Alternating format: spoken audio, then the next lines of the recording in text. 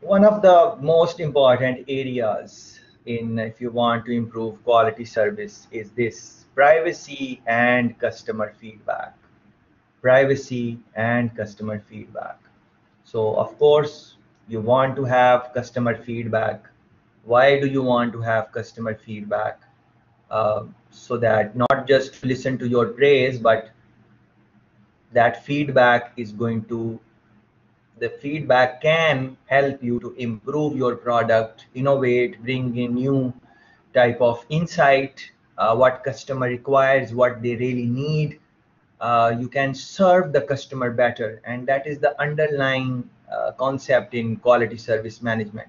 Essentially, you want to serve the customer in the best way. If you compare, if the customer compares it with the competition, so that is why you want to interact with the customer more and more. You want to build on that knowledge what you have acquired over the days, weeks, months, years about the customer, and all that data, all that information you are using to improve the satisfaction, uh, or improve the service quality of the customer consumer. In doing all of that, you are dependent, of course, on data. And as we talk about data, it's about privacy. So customer consumer will give you their information if they think that you are not going to share it with others and you are just going to use it for the specific reasons you are collecting that information. But still, anything can happen. Someone else can steal that information. um, um, um, the person can sell that information to others. Anything can happen. So privacy is very interesting concept, which you might be listening to this in like even in online, like privacy, data breaches, Facebook, what Facebook went through. uh, just run search Facebook privacy, uh, privacy court case. um, yeah, so you will see many thing which Facebook judge approves 650 million settlement for of privacy lawsuit against Facebook for allegedly using photo face tagging and others. This is quite recent, 27th of February. So you can, yeah. So what is Facebook? It's a service. They are giving you some type of service. You can call it a product also, but it's a service. Um, you go there, share pictures, hang out with friends, and now they have included some other services and things on the offer. Um, so what is this? This is all of this is linked with privacy.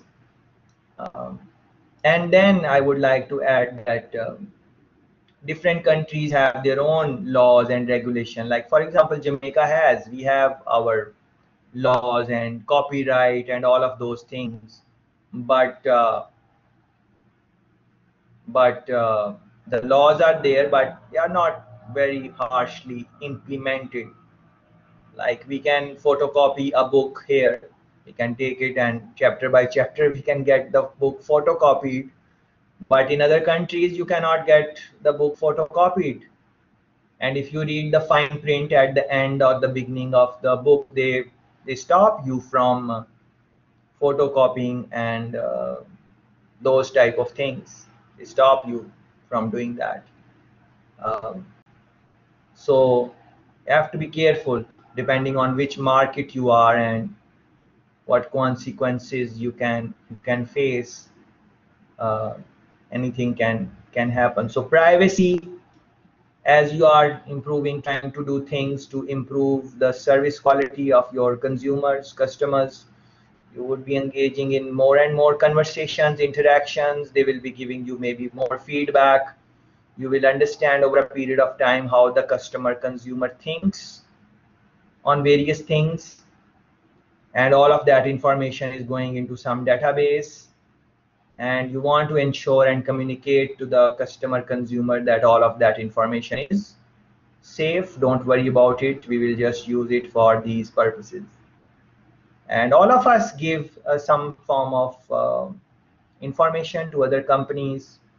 And if you recall, in chapter number 7, I was saying that maybe sharing name is okay with you and you don't think it is private, and I might feel that my name should not be shared because it's just name. But even with name, age, gender, nationality, even simple things like that, people might not want to share it. So how you perceive privacy is totally different from how I would perceive privacy. Uh,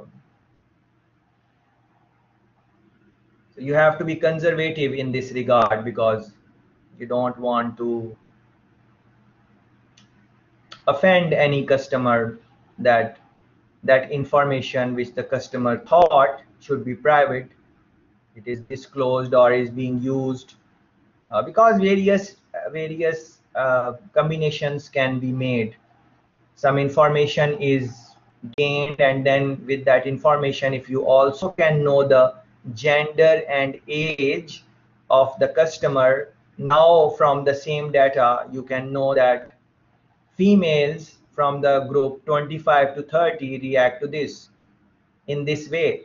But if you did not have their gender or their age, then you would not be able to make that type of comment.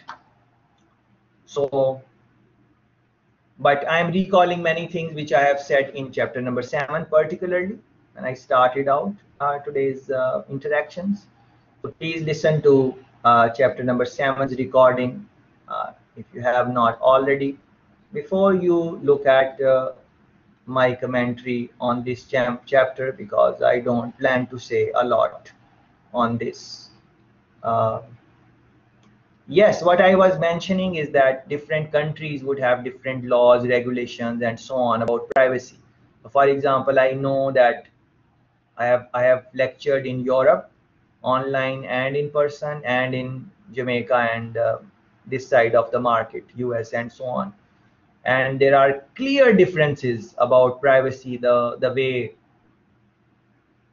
participants understand privacy. It's clear differences. So for your business, for the way you would be improving your service, the quality of your service, you have to be mindful about these things, that which area the customer is coming from. Lessons learned from the world's biggest customer data breaches and privacy incidents. This is from 2015, but I just wanted to say that just Google this and try to know about some of the biggest data breaches in late 2020s. You are going to find interesting things and what lessons learned and how those challenges could be mitigated and so on. Hacking top lists of crimes Americans worry about most. What are those crimes? And you will see that this identity theft is something they are very much worried about. And let's look at in the so for example, here a Gallup poll showed that most Americans worry about being hacked than any other crime.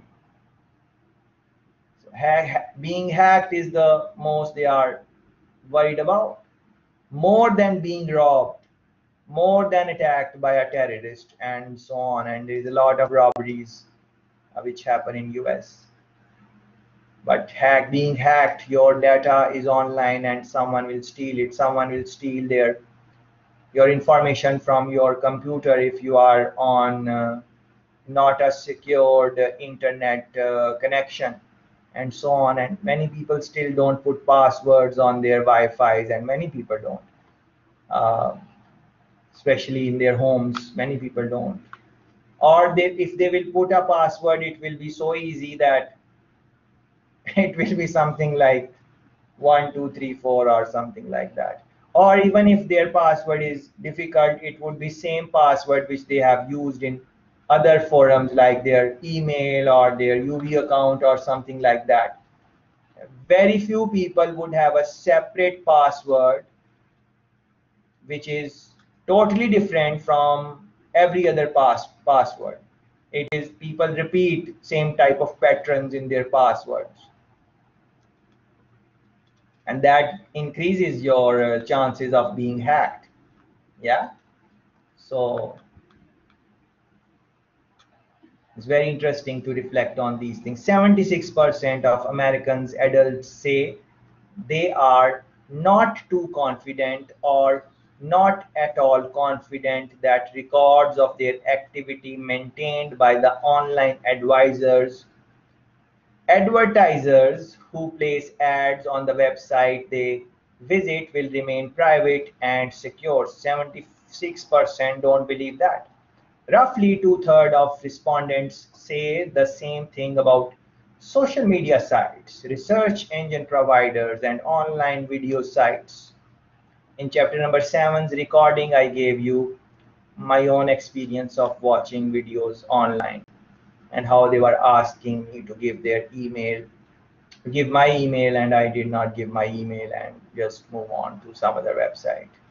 And according to HBR survey, 97% of respondents are concerned about governments and businesses misusing their data. 97%. Yeah. 80% of Germans, 72% of Americans are reluctant to share information with businesses because they just want to maintain their privacy. So these are very big issues. And of course, these numbers will change based on the culture and based on the country and those type of things, but you would agree that many people are not comfortable about online interactions because they feel that someone is watching or it is being recorded and it will go somewhere and it can haunt them sometime in the future, those things. So in with that lens, and when a lot of businesses are going online, how to take the real feedback. Remember, this term was used by our friend when we were talking about, Lewis was talking about trust, and she mentioned real. Yeah, the real one. So from there, how to get the real customer feedback when the customers might be reluctant to really share their info online. I think that is the question which you should be asking. Kardashians and other examples are here. If you are interested, you can go in depth and read the examples. Most of the examples are from US context. So good to read what is happening there, but more important is to reflect on your own experiences and think about some examples like cookies. Do we delete our cookies or not? Very rarely people delete their cookies on the browsers and stuff like that. So that is data. That is, companies can use that. Like they ask you even before you go on some website, there is a link. They ask you accept cookies or don't accept cookies, and many times we accept cookies. So that information is going there. So this type of information is there in the chapter. If you are not into too much of social media and technology and data, then it might be some chapter which you might not enjoy reading, but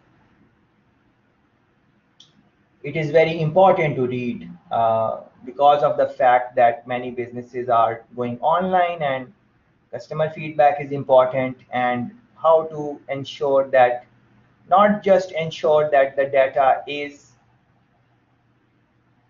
private to the company, but also ensure that the customer perception is that they are okay with the with how the data is being handled. They feel the customer perception is that their privacy is intact. Yeah. So four things are here: getting information from customers who are comfortable giving it, using the information to build mutual value with each customer, protecting customer data as a valuable competitive asset through data security, protective processes, and customer focused culture. Because if you are unable to do that, then they are going to go to your competition, and they will also say bad things about you on social media if their data is leaked or something like that. So some time ago, if you remember, there was a prominent bank in Jamaica, and the customer information was leaked a lot of couple of years, I think. Not very far away. I think something like this happened, came in the news and something.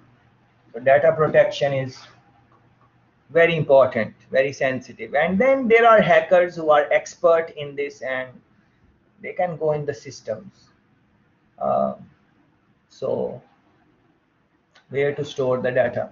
And number four, communicating data protection to customer. And this will take care of like not just communicating, like making them relaxed that your data is safe.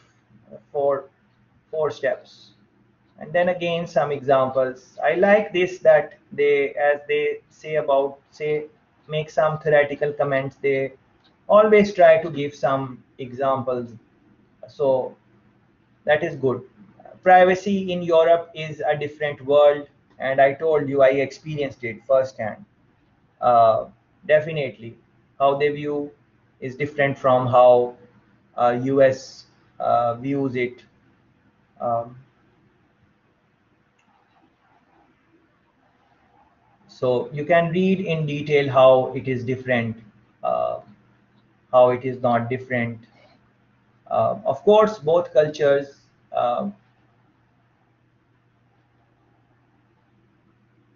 are pro privacy, but it is just the approach or the extent is different. Uh, some guidelines here and there they are giving, good to read them. Um, Not a difficult chapter to read, but it is just that not everyone is interested in this aspect because it's kind of dry terminology and so on. But again, it's like privacy pledges build enterprise trust. Right? What are privacy pledges? The things which a company is pledging to protect the privacy of the consumer, customer. Yeah. So they build trust. Yeah. And I have covered these type of things in earlier chapters. If you have been watching the recordings and so on, then best practice today is to offer choices to the customers with respect not just to the type of information he may choose to receive, but also as to the frequency with which he is contacted with this information. So the type of information he may choose to receive and how often he would want to receive. And it is in our experience that they ask us, in sometimes pop-up comes and they say we should remind you in 3 days, or we should remind you in a week, or we should remind you after 3 weeks. So what is that? It's frequency. So they are asking you this question instead of just that they pop up like every time you go online. They don't do that. So that is known as a best practice today. Um, so reflect on that. Uh, 10 points to consider in developing a company's privacy pledge. Very interesting. You can scan through these when you are asked to make some type of privacy pledge for your service, the service you are providing. To improve the quality, you can think about these things. Uh, Very easy to read. Nothing hard. The bottom line is that the information that technology provides about your customers and the increasingly cost efficient tools you have to interact directly with customers and to facilitate them interacting with each other should be used to build more trust. So the idea should not be that the customer becomes tired of your techniques and tactics. Whatever you are doing, you are thinking that it should also increase the trust level, not annoy customer. But many times what they are doing is kind of annoying also. It really won't matter what your formal privacy protection policy is. Please pay attention. It really won't matter what your formal privacy protection policy is or how well you comply with whatever anti-spam regulations are enforced if you don't see the problem through the right end of the telescope. And what is the right end of the telescope? From the customer's perspective, not from your perspective, from the customer's perspective. So let's say when the customer says that a lot to read, not retaining much, when the customer says I'm tired, and you understand the sentiment, what they really mean, what is happening. Yeah. So these things, if you want to give quality service, then you have to look at all of these type of little things and not think them as a complaint. This is a interaction. uh, think it as an interaction and try to see what can be done to serve the customer better if you are thinking of quality service management. Yeah. uh, so from the customer's perspective you need to think.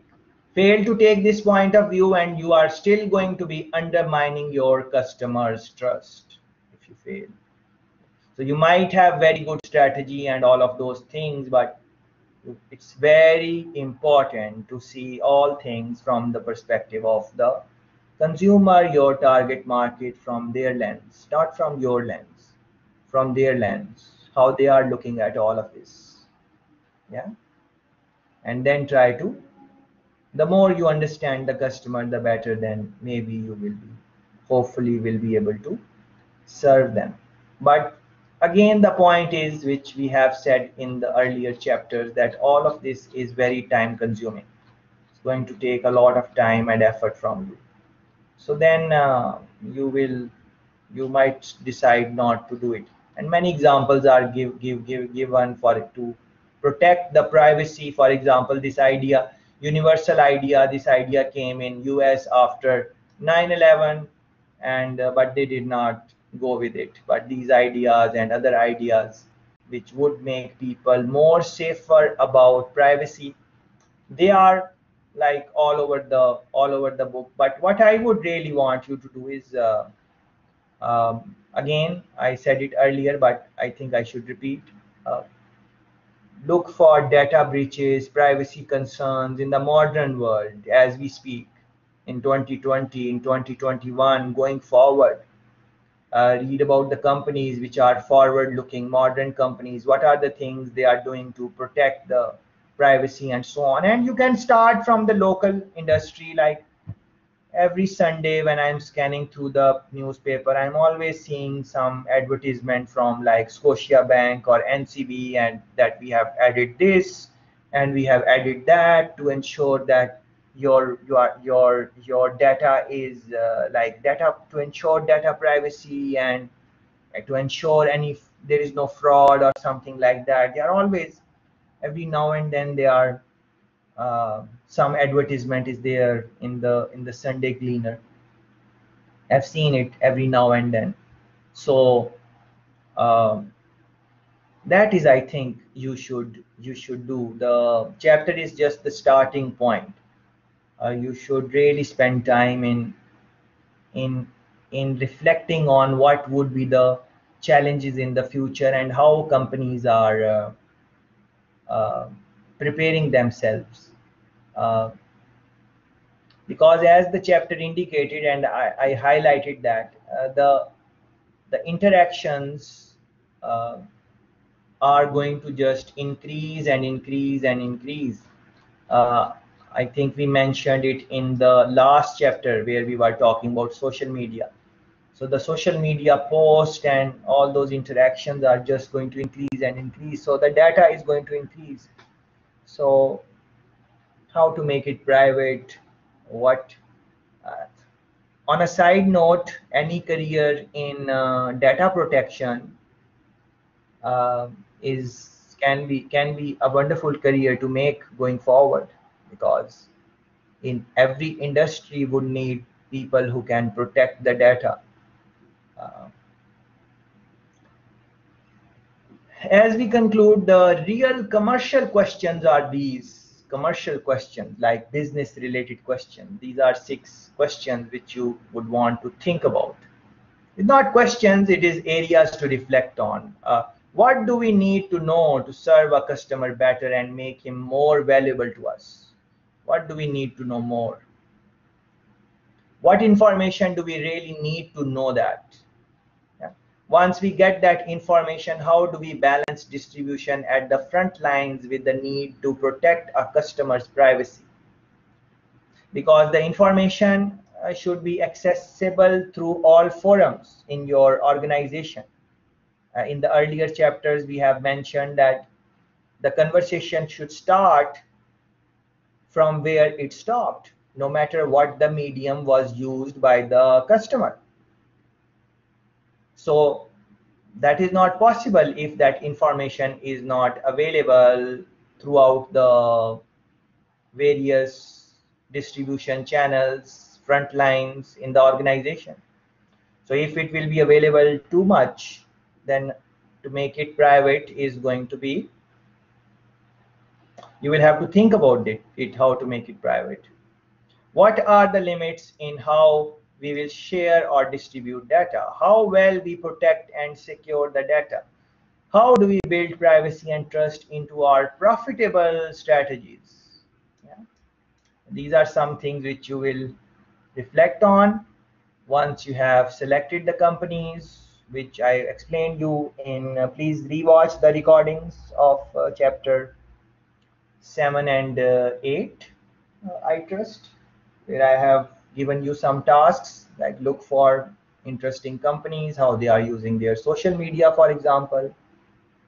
Look at their posts, what are the things, how they engage customer. If some customer has given some complaint, what are the things they, how do they respond, and then see how, what are their privacy policies. Just like I showed you some guidelines in this chapter, every company, every international business service provider would have some type of policy posted on their website, or maybe through Google search you can find out what is their privacy policy.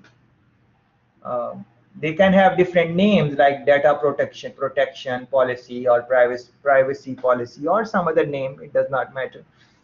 But I hope you have taken the underlying principle in this.